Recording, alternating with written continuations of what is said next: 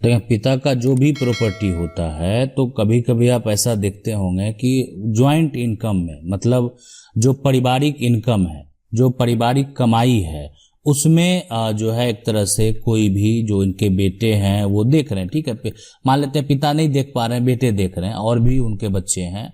लेकिन अगर कोई ज्वाइंट इनकम से और उनका कोई भी कमाई नहीं है, कोई भी संपत्ति को खरीदता है, इनकम क्या था? पारिवारिक इनकम था। क्या ये जो पैसा आया वो एक तरह से अलग पैसा है? जॉइंट इनकम मतलब जब उसका एक तरह से नाम ही पड़ गया जॉइंट इनकम, वो पैसा तो अलग नहीं है।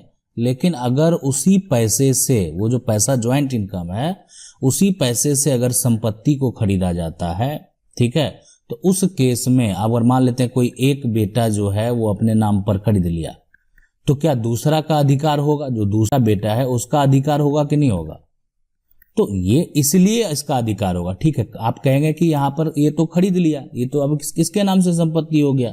जो एक बेटा है उसके नाम से संपत्ति हो गया। लेकिन दूसरा बेटा जो है, जो पैसे से खरीदा गया, वो पैसा जो है वो जॉइंट इनकम है, और जो संपत्ति खरीदने वाला उसके पास कोई भी प्रूफ नहीं है कि वो उसका अपना पैसा है, अपनी कमाई का पैसा है।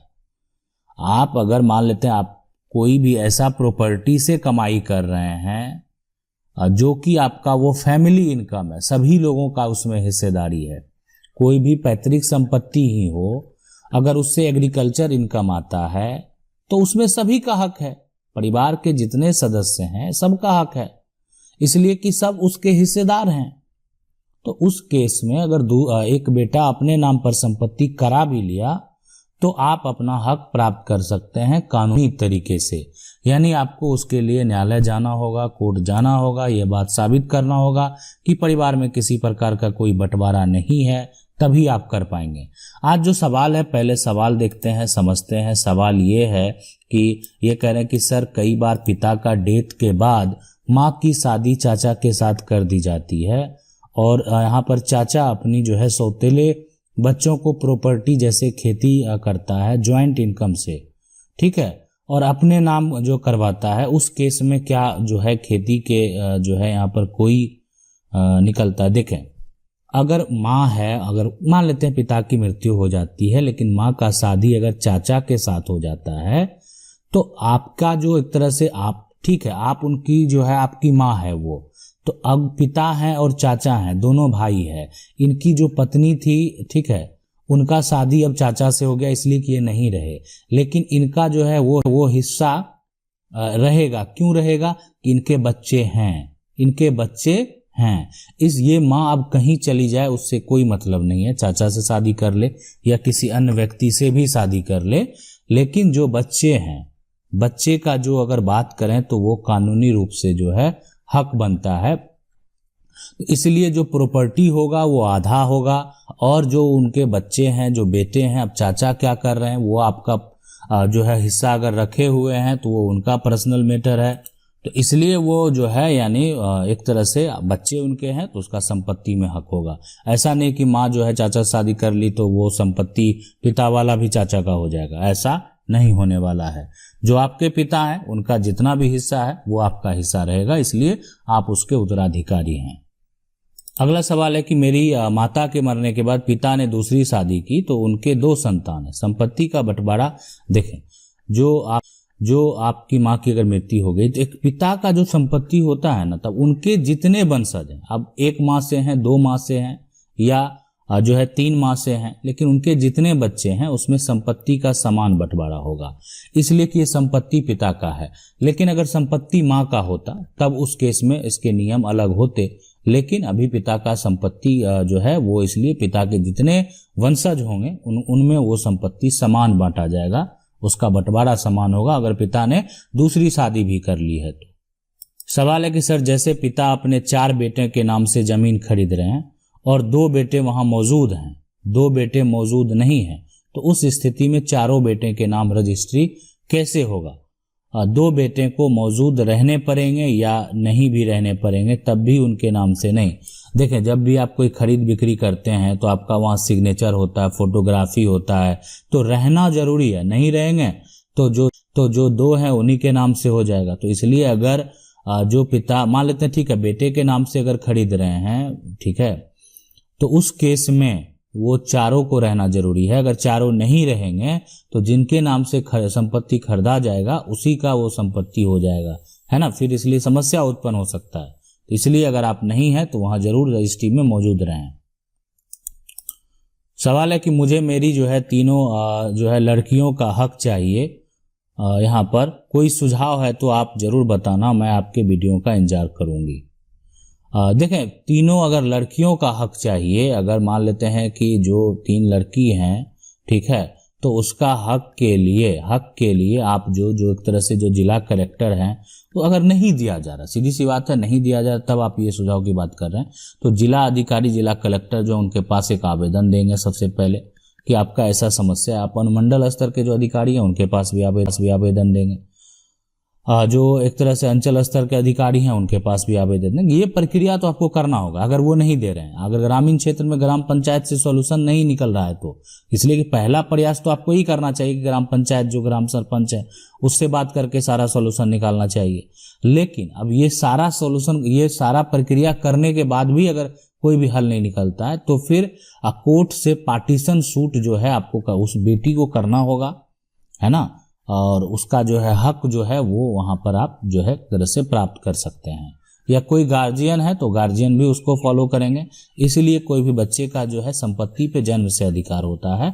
अगर वो उनको लगता है कि उनका हक जो है वो छीना जा रहा है, नहीं दिया जा रहा है, तो वो अपना हक जो है आसानी से प्राप्त कर सकते हैं। इसलिए कि पिता हो या जो भी पैतृक संपत्ति हो, उस संपत्ति में बेटी का समान अधिकार है। बेटे का जितना अधिकार होगा उतना अधिकार बेटी का भी होगा। सवाल है कि सर मेरे दादा 3 भाई थे, वाले के नाम से है, बड़े वाले ने अकेले टोटल बेच दिया जबकि खतियान तीनों के नाम से है। खरीदने वाला का जो है 12 सालों में एक भी बार जो है ऑफलाइन मोटेशन नहीं हुआ, लेकिन अब ऑनलाइन मोटेशन करवाकर उस जमीन पर कब्जा करना चाहते हैं, तो क्या करें, प्लीज रिप्लाई। नहीं, देखें, केवाला जो बड़े वाले के नाम से जो भी है उसमें है, लेकिन जो जबकि खतियान जब तीनों का नाम से आ गया ना, तो बड़े वाले के नाम से अगर संपत्ति है, ज्वाइंट में खरीदा हो गया होगा है, तो उसमें सबका हक होगा। और खतियान है, ठीक है, अब वो केवाला का मोटेशन करवा के ये सब जो है ना, तो आप भी वहां पर अपना दावा कर सकते हैं। ठीक है, जब खतियान बना हुआ तीनों के नाम से, तब टेंशन लेने की बात नहीं है। अगर कोई भी समस्या भी उत्पन्न होता है ना, तो आपको टेंशन नहीं लेना। इसीलिए कि देखें, बड़ा वाला के नाम से संपत्ति अगर ज्वाइंट में खरीदा हुआ है ना, परिवार में बंटवारा नहीं है, तो उसमें छोटा वाला का हक होगा। और अपना अगर वो करता है तो आप उस पर लगाएंगे। इसलिए ऑनलाइन अगर मोटेशन के लिए अप्लाई करेगा ना, तो आप आवेदन देके ऑब्जेक्शन लगाएंगे कि आपके नाम से खतियान है, ठीक है, और उसके नाम से वो मोटेशन कैसे हो सकता है। सवाल है कि सर मैं बिहार से हूँ, मेरे दादा जो है जमीन बेच दिया मगर जमीन का मोटेशन नहीं हुआ, जमीन जो है कब्जे में है 30 ईयर से, दूसरा आदमी जो है पार्टी कुछ नहीं कर रहा है ना। ऐसा जो है यहाँ पर देखें, अगर आप जो है जहां बिहार से हैं और जो आपके दादा जमीन अगर बेच दिए, ठीक है, बेच दिए आपने जो है यहाँ पर, लेकिन मोटेशन नहीं हुआ है, अब मोटेशन नहीं हुआ है तो उस पे जो है आप फिलहाल हक आपका इसलिए है कागजी रूप से कि इसलिए कि अभी भी आप ही के नाम से वो संपत्ति है, आप किसी को बेच सकते हैं। लेकिन अगर कानूनी रूप से देखा जाए तो जो संपत्ति का बिक्री एक बार कर दिया गया, उस दिन से आपका उस पे हक खत्म हो जाता है। अगर आगे वो कानून में जाएगा, अपना केवाला लेकर दावा करेगा कि संपत्ति बेचा गया, किसी कारणवश हम मोटेशन नहीं करवा पाए या हमको उतनी जानकारी नहीं है, बहुत तरह की बातें हैं, ठीक है, तो उस केस में यहाँ पर आपका मालिक जो है एक तरह से आप गलत अगर करेंगे तो आपको दिक्कत हो सकता है। इसीलिए आप उसको यही सजेस्ट कर सकते हैं कि आप मोटेशन वो करवा ले, अगर आपको लगता है कि आपके दादा के द्वारा ये संपत्ति को बेचा गया है। तो सवाल है कि अगर बच्चे की बीबी जो है यहाँ पर बीबी ससुर जो है यहाँ पर नहीं रहती, मायके में रहती है और तलाक लेना चाहती है, तो ससुराल के पैतृक संपत्ति में अधिकार होगा कि नहीं, अगली वीडियो में जरूर बता दीजिए। देखें, अगर मान लेते कहीं भी ससुराल में रहे, लेकिन अगर वो बच्चे जो हैं वो आपके संतान हैं तो आपके वो उत्तराधिकारी हैं। कानूनी रूप से उस बच्चे का जो है माँ से ज्यादा बालिक होने के बाद पिता का अधिकार होता है, और पिता के संपत्ति में भी उसका अधिकार होता है। ठीक है, तो इसीलिए ठीक है, वो कहीं भी रहे, आप उनको वो तलाक लेना चाहती है तो वो उनका मैटर है ना। आप जो है क्या होता है, तलाक का सारा प्रोसेस चलेगा, है ना, दोनों पक्ष को सुना जाएगा, वो एक अलग कंडीशन।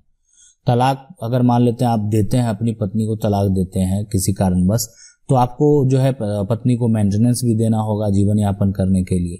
लेकिन जो बच्चे हैं उनका संपत्ति में तो अधिकार होगा, इसलिए होगा कि वो आपके बच्चे हैं, यानी कानूनी रूप से वो संपत्ति के उत्तराधिकारी होंगे। आशा करते हैं वीडियो अच्छा लगा होगा। वीडियो अच्छा वीडियो को लाइक जरूर कर दें। चैनल को पहली बार देख रहे हैं सब्सक्राइब करके जो बेल आइकन है उसको जरूर दबा लें।